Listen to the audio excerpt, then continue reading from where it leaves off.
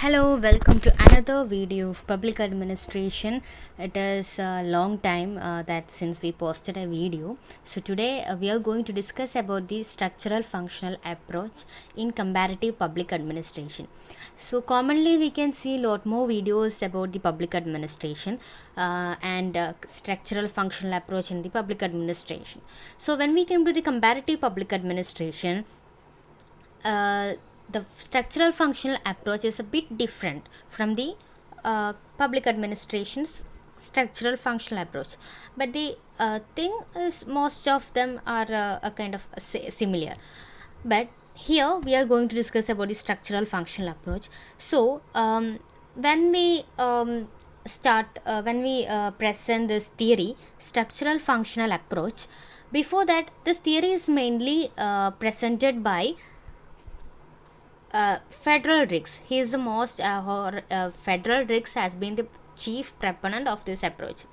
Not only Federal Riggs, there are a lot more other scholars are been a part of this, and Federal Riggs drew this popular social science approach known as structural functionalism mainly for his theory prismatic society. For presenting his theory prismatic society, he drew this popular social science approach that is known as structural functionalism. And when we understand this meaning and implication of these twin terms, structure and function, actually it's a kind of twin terms that is completely related with these two structures, that is so we can call this as a twin terms. So in this approach, social structure is considered as any pattern of behavior which has become the standard feature of a social system.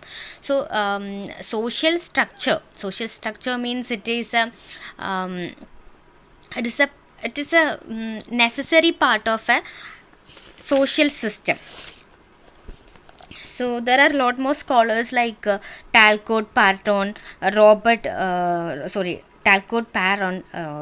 Martin, Almond. These all scholars used this approach for their studies. So the structure is considered as any pattern of behavior, because a social system need a system that for surviving. So structure is a kind of pattern. So the exposition of the structural functional approach in the field of public administration is that there is a structure in every administration system. We already discussed about this, and by the structure and its organs, various functions are performed. So there are a lot more structures in an administrative system. A social system need an administration system. So the administration system is based on the structure, and its organs perform some various kind of functions, and the structures consequences are mainly called as the functions.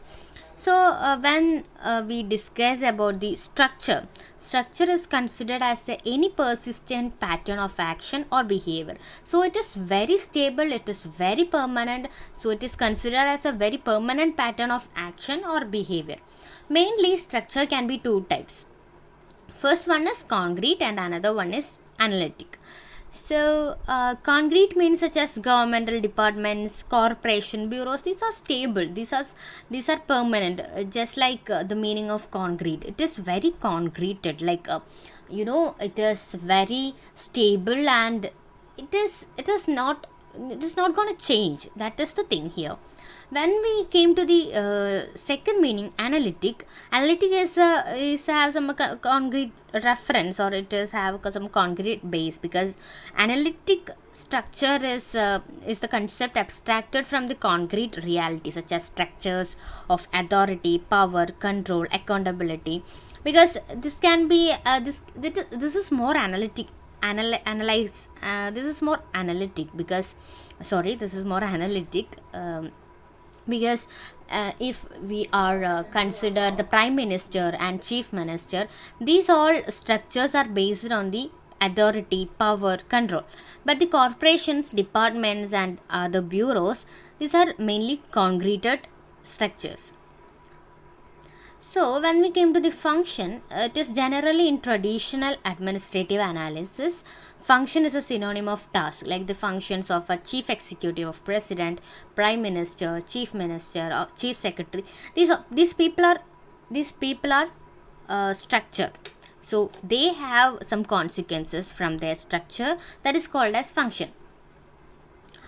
So we can simply define that function is a consequences of a structure.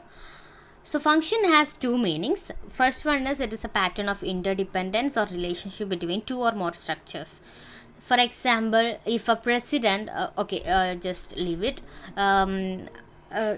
Just a president and prime minister having some kind of a relationship between for the execution of a law or execution of a policy. So they have to keep in a interdependence each other. So this is known as first meaning. Second one is it refers to the consequences of structure on other structures or on the whole system. So when we take the prime minister, he have the authority or he have the power to give instruction for the other structures. So this is known as the second meaning. So we also know that in all society there is a lot of functions. All society performs certain functions. Someone must settle disputes, someone must make rules, someone must cure disease, and someone must take out the garbage. So the need to perform these functions such as this is universal. So this is basic functions to be performed by a society for their survival. So in the structures by which the functions are accomplished differ enormously from society to society, because each society have their own functions and their own needs. So they have to perform the functions according to their needs. So it is differs from society to society. So multifunctionality means a structure may be unifunctional or multifunctional, because a structure can be do one function and it can do more functions, like Central Bureau of Investigation does. It have to perform only one function. And multifunctional means a structure like prime minister office, police department. They have to do a lot of more functions, just like several interrelated functions. So they doing multifunctional. Mainly in developed countries where the level of specialization is relatively high, they have a lot more structures like Central Bureau Investigation that performing only one function. When we came to the developing world, developing countries, the multifunctionality is more like we often doing more doing we are multi functions, like a lot more functions by one structure. And unifunctional administrative system is mainly difficult to manage, like they have to be more specification, they have to be more uh, developed, like in a country like India, we are a developing country, so we it's more suitable for us to be multifunctional. So uh, when we came to the bureaucracy is a big structure that we had. So bureaucracy is a kind of multifunctional. It is doing lot more functions, and that is interrelated and for the development of a nation. So there is so many roles are having by a bureaucracy, that is formal informal roles are playing by a bureaucracy in a developing country, especially in a democratic setup. So it is political. Occasionally bureaucrats align with the politicians in sharing influence and power, and sometimes political leaders use administrator to achieve their political goals. That is very common in India. And the second one is economic. An administrative system has the responsibility to regulate and promote an economic system that may be in the domains of agriculture, industry, irrigation, transport, etc. A lot more systems need the economic regulation, and that the full responsibility is in full responsibility is maintained by the bureaucracy. So there is social role is bureaucrats have the responsibility of playing an important role in designing policies in the spheres of education, health, gender justice, child welfare, etc. So when we came to the culture, the attitude and behavior of administrative administrators that influences the development of a social attitude and values in a society, and also it is and vice versa, that can be happen in the opposite. So bureaucrats always have to be have a good attitude and behavior towards the administration, because they are developing our nations, they are developing our social attitudes and values in more often. When we came to the technological and administrative system influence a technological system by determining its scope of operations, assigning its 37 structural functional approach responsibilities, providing it resources, and preparing technocrats for specific obligations. So there is lot more functions are done by bureaucracy in a developing country, especially in a democratic setup like India. So when we came to the multi-structurality, we already discussed about the multifunctionality. That is a structure doing one structure performing one function, and one structure performing two or more function. That is multi-structurality. When we came to the multi-structurality, a function doing by lot more structure, and maybe it can be performed by one structure, that is very rare.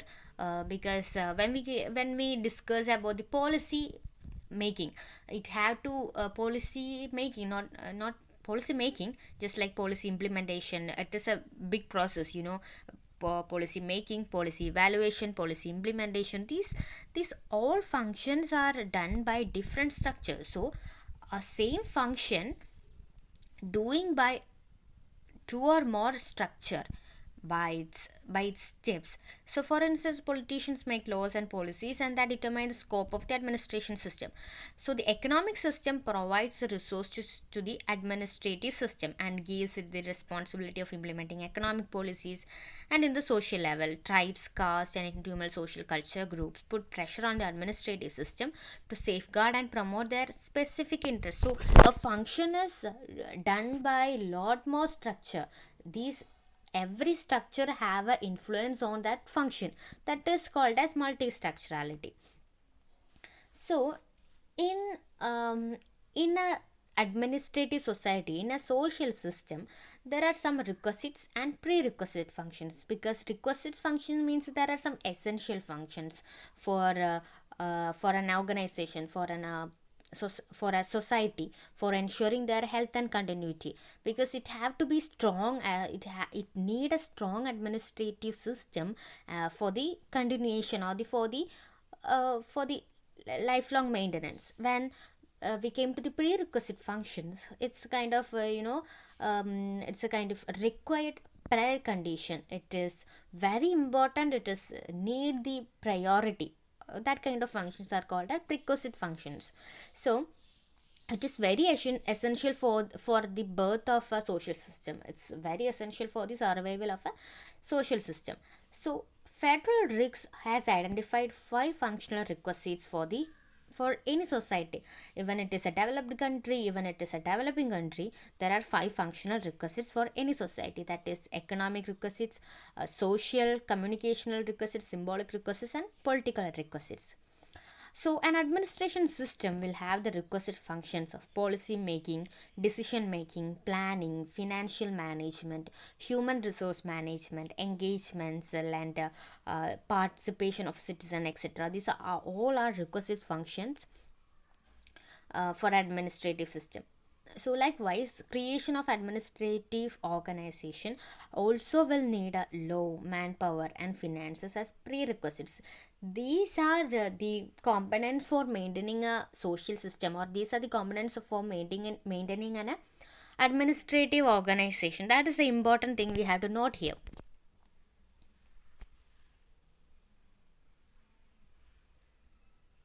So uh, merits of these approach, like some certain merits of the structural functional approach is that structural functional approach takes dynamic view of administrative structures and functions. It's structure and function.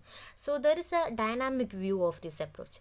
When it is a systematic in nature, looks at interactions and interrelationship among various structures. It is very systematic and it has some interactions and interrelationship between various structures. So when we look upon the interrelationship, we can see that as systematic in nature. It is very value neutral, and it emphasizes that certain structure that are found in developed administrative systems may not have their counterparts in developing nations, yet administrative functions are common in both. So maybe in a developed nation there are some structures we can find, but in a developing nation maybe we cannot find that, but the administrative functions are common in both. That is the merit of this structural functional approach. We can do as like our condition of our nation. So it's point out that the absence of a structure does not mean that certain functions are not being performed. Maybe they are performed by certain other structures. So in a country like a developed nation, they have a structure to do some kind of functions, but in a developing nation maybe there is not a structure like that, but we have some structure to do that same kind of functions.